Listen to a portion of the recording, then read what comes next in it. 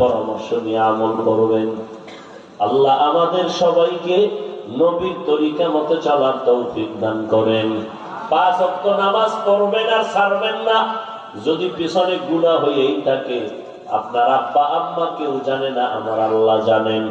মনে মনে তওবা করবেন আর বলবেন, হে মালিক, জীবনে কত অন্যায় করেছি, শয়তানের ধোঁকায় পড়ে আজকে থেকে তওবা করে নিলাম, নামাজ ছাড়বো না, বেপরদায় চলবো না, মা বাবারে কষ্ট দিব না, নবীর সুন্নাত অনুযায়ী চলবো, ওলামায়ে কেরামের বিরুদ্ধে যাব না, দেশ জাতির বিরুদ্ধে ষড়যন্ত্র করব না।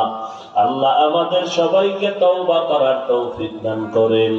আমাদের মরণ পর্যন্ত নবীর সুন্নাত অনুযায়ী আহলে হক ওলামাদের পরামর্শ নিয়ে চলার তৌফিক দান করেন। আলহামদুলিল্লাহি রাব্বিল আলামিন। والصلاة والسلام على